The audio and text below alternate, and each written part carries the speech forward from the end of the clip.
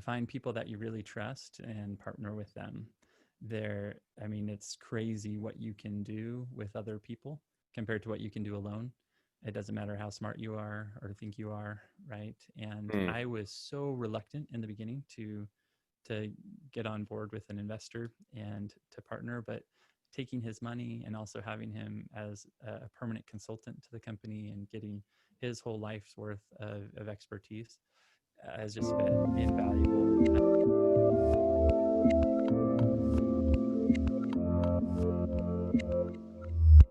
Hey everyone, this is Devin Miller here with another episode of the Inventive Journey. I'm your host, Devin Miller, the serial entrepreneur that has started several startups and grown them into 7 and 8 figure businesses, as well as the CEO and founder of Miller IP Law, where we help startups and small businesses with their patents and trademarks. And today we have another great guest on the podcast, Adam Blonsky. And Adam is the Sorry, it's Balinski. I'm not offended, but Oh, you're not the first one or the last one that I will massacre their name. So no offense intended.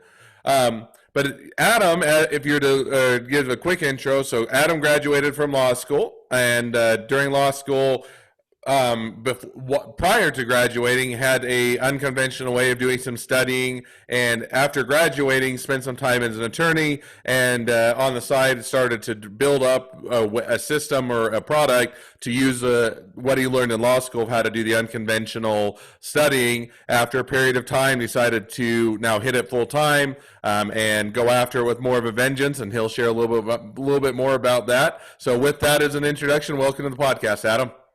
hey, Devin, thank you so much for having me. It's great to be here with you.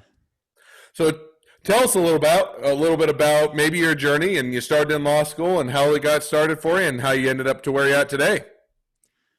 Thanks. Yeah, well, so like most law students, I had a lot on my plate. Everybody's juggling so much. Life is so busy. And most people go into law school, they're young adults, and there's a lot, of pressures and demands on young adults, whether you're dating or if you're newly married like I was, or you have kids like I had. There's just a lot to keep track of, and you want to do well in school, you want to do well in life. You don't want to hold the grip too tight on anything, but it's really busy. And so out of necessity, I started creating audio outlines for myself, audio flashcards, if you will, in a sense, to Mm. drill key concepts from class. So I wasn't always, in my books or staring at a computer, but I could go to the gym. I could listen while I was driving places. I could go on hikes. I could take my kids to the park. I could build a bunk bed for my kids and listen to some audio. So it was hack job, slapped together audio of myself, recorded for myself.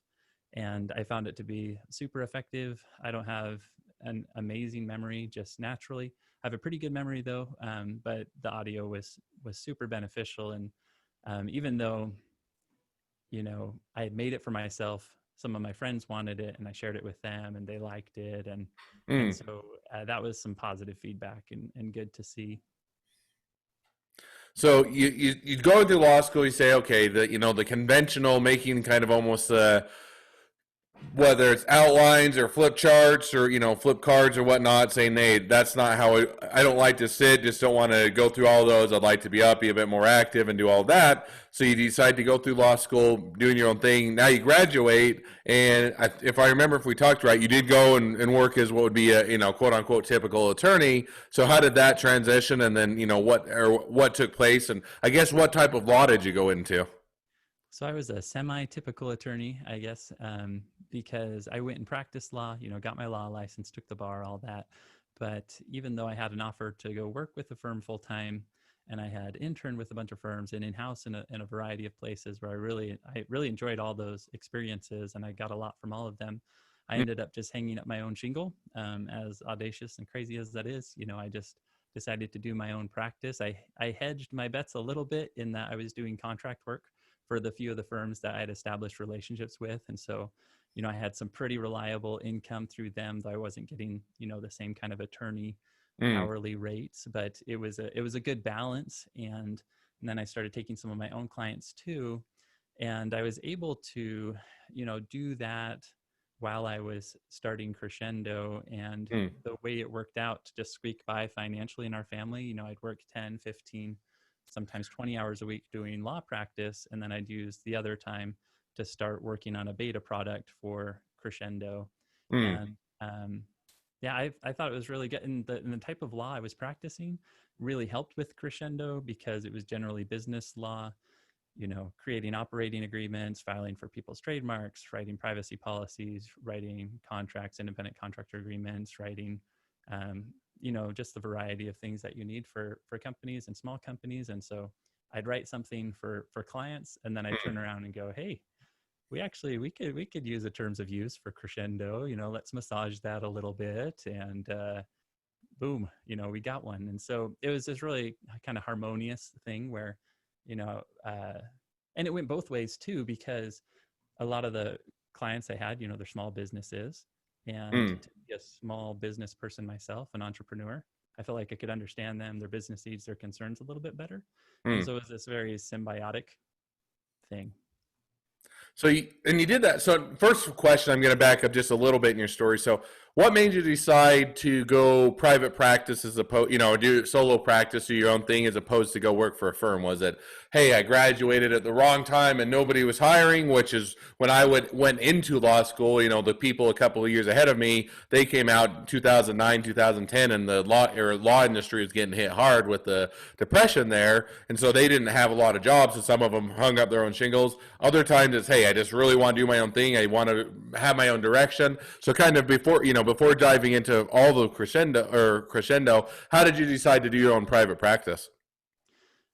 I was on the fence for all of law school about what I wanted to do with my law degree. I felt very strongly about going to law school, but I didn't have a clear vision of like, this is the therefore what, why am I doing this? And so I explored the firm path Mm, and had some opportunities that way, but I just didn't feel right. And some clerkship opportunities too, judging, just interviewing and things looking promising there. But it ultimately wouldn't feel right, and I'd withdraw my application. mm, And I had all throughout law school kept the door open to private practice by going to solo practice seminars and things that they host those pretty regularly at BYU. And so I went to those. Those weren't classes, didn't get credit, but they were just these great kind of weekend things where you'd have mm, solo attorneys come in and share tips of the trade and documents and all sorts of great stuff. So I did that all throughout law school. Every time it came around, I would go to those and found them super helpful. And, the freedom, the autonomy always appealed to me. I've mm, kind of been just a weirdo career wise, haven't been able to fit in any of the traditional boxes, just kind of an eclectic jack of all trades, interested in everything, loves everything, to a fault where, I love that, I love that, I love that. And so it's hard to zone in on just one thing. And mm, so to have the flexibility of doing some law practice, which I love, but only doing it like 10 to, 20 hours a week, and to have some income through that, and then be able to explore some other options. It wasn't just Crescendo that I started. I actually started another thing that didn't go anywhere mm, because I didn't put enough energy into it. And maybe there's possibility for it in the future, but um, I used to be a corporate trainer, and so I started this company called Utah Law Trainers. mm, And my thinking was I could go to various companies and teach HR compliance related things. And I'd done some of that interning, did some training at Pluralsight, for example, created a mm, training video there for their IP stuff, and it was super enjoyable. And so I remember Pluralsight invited an attorney that they paid tons of money to come and train their staff on certain things. And I thought, wow, that would be super fun. And so what if I made a company just to go around and train? And that mm. would just be a blast. And I was doing that a little bit on the side as I was starting Crescendo, and then Crescendo just started dominating my time and growing and going well. And so I just uh, slowly shifted more and more into Crescendo, and now that's all I do. So and if I were to almost summarize, it's kind of you're saying, hey, I was, had opportunities, did a few other things. Some of them didn't work out as well, but you kind of always kept your private, your own practice or your private practice, kept that going as a way to pay the bills, pay the mortgage, keep the lights on, those type of things, while exploring other things and almost doing the law practice to support the side hustles.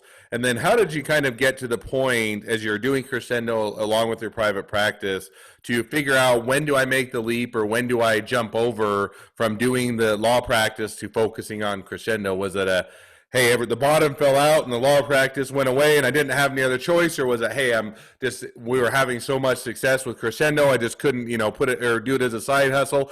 Combination of both, or kind of how did that go for you?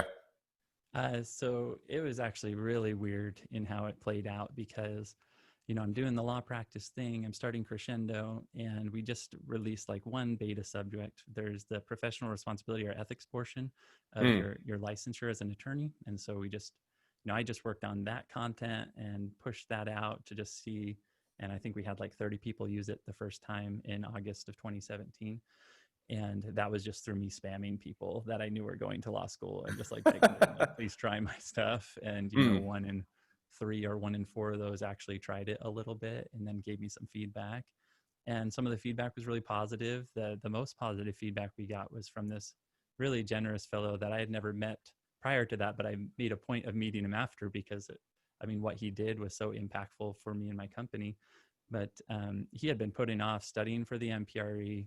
He'd planned on studying for it for like a couple weeks. It's not a super crazy exam, but you do need to put in some time for it. And he just put it off, put it off, put it off. And then like a day or two before, he's like, okay, I'm just going to try this thing because I'm mm, probably going to fail anyway. So what do I have to lose? And so he just listened to Crescendo like straight for a day and a half, even when he's like laying in bed, napping mm, or relaxing. And then he ended up passing really comfortably. And even before he passed, he put a post out on LinkedIn just blogging about his experience and how excited he was about this new product and this new possibility and this new way to approach studying.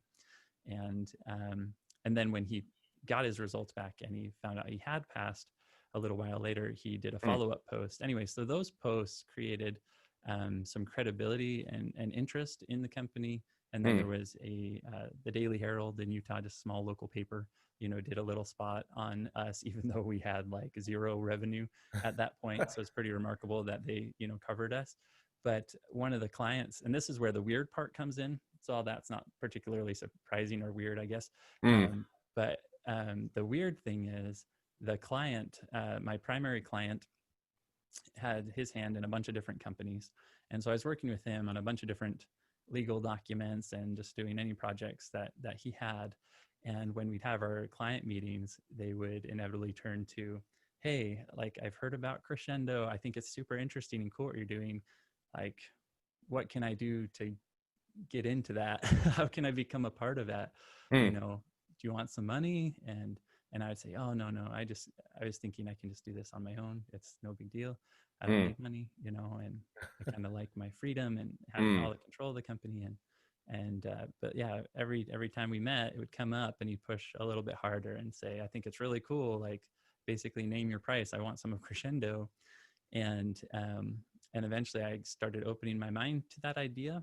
And then I got a random LinkedIn message from someone I'd never met before, who had also gone to the same law school as me just a few years prior and was pretty entrepreneurial and successful and had some money in an investment firm. And so he was looking to invest as well. And so, we went to a jazz game and we went golfing.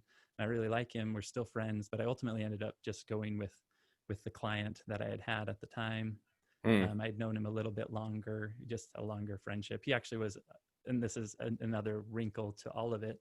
That guy was one of my mentors when I was growing up as a teenager. So in church, in my youth program, he was one of the leaders that I looked up to. And so it's super crazy because our life, took us in all these different directions. And then they ended up intersecting again where I'm doing legal work for him. And then the next thing I know, he's my investor. And anyway, so it's just kind of a weird, unconventional thing. We didn't seek any traditional funding. We didn't make mm. pitch. Well, I did do one time I went to do like a Shark Tank pitch thing in Boston, and that was kind of fun, but it didn't end up going anywhere. But aside from that, it's just been, just this outreach from these two people Mm. and taking their money. And so once we got that money, and this gets back to answering your question, sorry, it's a roundabout way to get there, Sure. but we had some money, and so I just kind of scaled back almost to no legal practice. There were still some projects I was finishing up, but with the money, I paid myself a very, very, very modest salary, if you will, Mm. from Crescendo, and then spent the rest on just getting everything created and hiring people. And one of the best decisions that I've made, was doing that, taking that money. So you took the, you have all that build. You took the money. You have the ability now to do it as a full time thing. You are able to chase it, pursue it, and you have some people that are supporting you along the way and almost kind of mentoring you. Now, when you made that full time leap and you're doing that now full time and you leave the law practice, so to speak, was it all success? Did it go just as planned, and everything is on an upward trajectory? Did you hit bumps along the way, or how did it when you jumped all in? How did that go for you? Oh man, so mostly well. I mean, we're still alive. We're 3 years in, and to date this year, we're profitable, and all our big expenses for the year are paid. And Mm. I'm paid, and I'm paid more comfortably than I was before. So like where we are now, I'm really excited about, and our growth trajectory is great, and the feedback we're getting from students is great. We're always working to improve it. At the forefront of my mind is always all the things I want to do to make it better and better and better and better. But it's been really encouraging, but there have been some major speed bumps along the way, multiple times where I thought, maybe my company is dead, or at least on life support, and I don't know what's going to happen. Most of those were due to my own just idiocracy. I deleted our entire website at one point, and we didn't have a complete backup of the website. Whoops. Yeah, yeah. And at the time, thankfully, we only had like a few hundred users, maybe Mm. 200 users. Um, and it was so bad. And it was an accident. Mm. It was something we were doing with Amazon Web Services, and I had created something to try to solve one problem, and then I realized it wasn't the right solution. So I deleted that something, and I didn't really realize how like entangled it had become with our website, and it ended up as a ripple effect deleting the website, and there was no way to recover it. And so to have to like rebuild it in 24 hours was Mm. super duper stressful. Um, so I'm yeah, I don't know how we survived that, but we did. It was a miracle. There are other times too. We were hacked right when COVID kind of started and the big earthquake in Utah happened. We got hacked. It was like this perfect storm of Mm. everything terrible, and we were able to resolve that thankfully very quickly. But that was probably the worst week of my business life ever, Mm. and so stressful. And we were worried about fallout. We wanted to be transparent, and we wanted to be forthright with all our users, and we wanted to also protect everything. And through some help of others, and just working really hard all day and all night, basically to resolve that thing, we squeaked by without it being Mm. devastating. Our users were really forgiving and understanding. We thought we'd get a flood of refund requests or something, as a result, or hate mail. But we actually, when we look back at kind of that month and how it went, overall it was positive, which makes no sense. Like we got some sales out of it, people Mm. that had forgotten about us. And like, oh, okay, yeah. And then also we got some really nice messages from people like, we really liked how you handled this, Mm. totally stinks that it happened, but this was really cool and think you're a cool company. And that was really rewarding, because I think a lot of times people think, the ones that win in life are the ones that are kind of cutting corners, right? Mm. But integrity and honesty and transparency go a long way. I think more so now than ever. People are so distrusting of everything everywhere. And if you can win their trust a little bit, Mm. you basically win them as a friend. And if there's bumps along the way, who cares? They trust you. And so we've been really grateful to have a very trusting base. So now, no, and I think that's an interesting story, and it's a little bit a man after my own heart in the sense that you go into the law industry, you have the entrepreneur bug, and you figure out a way to do a side hustle along the way, and then you make it a full time thing. So now, as we're wrapping up, and never have enough time to talk with everything, but as we're wrapping up the podcast, let's maybe jump to the two questions I was always asking at the end. And you may have already started to answer the one, but along your journey, what was the worst business decision you ever made, and what did you learn from it?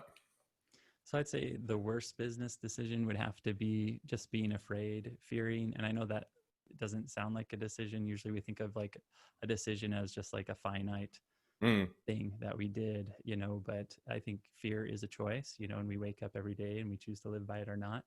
mm, And fear really holds us back. We get afraid. Is it going to work out?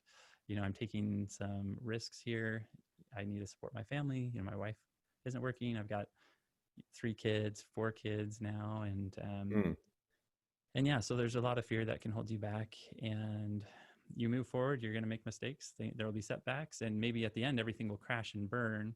Who knows? But don't be afraid of that. If it does happen, you're going to learn some really amazing things along the way, and you're going to be, growing through that experience. mm, And so just having just more faith that things can work out, and um, you don't have to have the most resources in the world to be able to compete with the really big companies.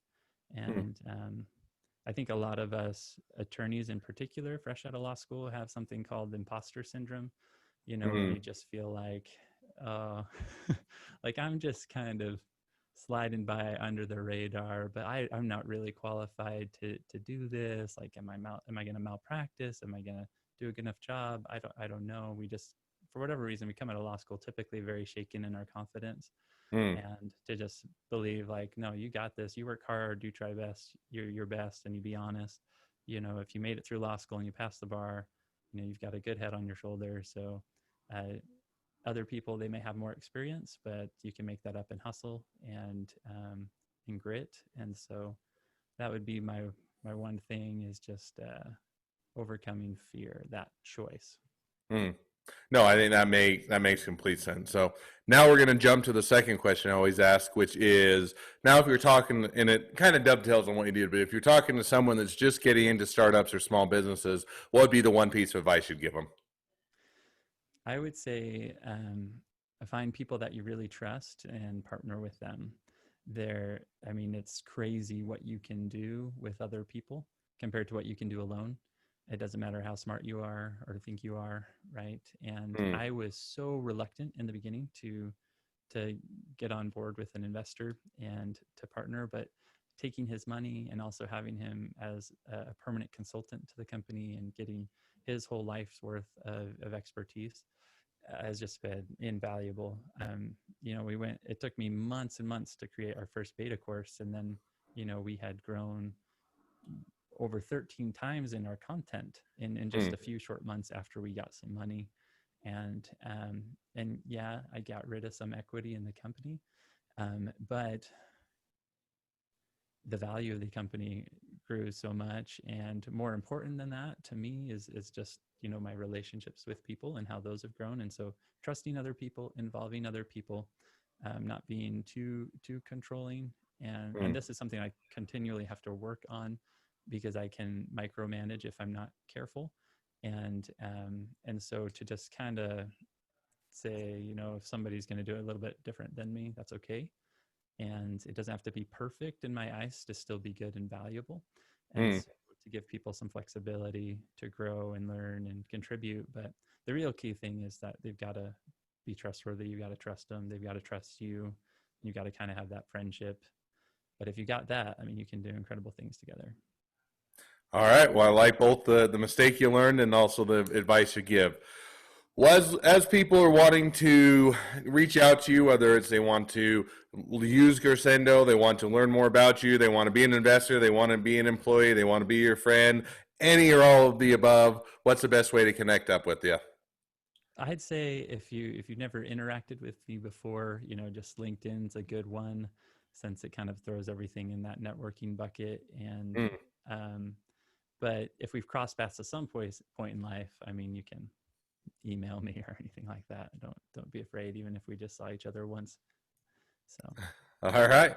Sounds good. Well, I certainly encourage people to both or check out Crescendo if you're a law student, as well as anybody else that wants to get involved and engaged with you. So, with that, appreciate you coming on the show. And now, for all of you that are guest or listeners of the show, if you have your own journey to tell and you want to be a guest on the show, feel free to go to inventivejourneyguest.com. Apply to be on the show. We'd love to hear your journey. If you're a listener, make sure to click subscribe so that you can get notifications as all the new awesome episodes come out. And lastly, if you ever need help with patents and trademarks, feel free to reach out to us at Miller IP Law. We are always here to help. Thank you again, Adam. It's been fun. It's been a pleasure, and wish you the next leg of your journey even better than the last. Thanks, Devin. Thanks for having me.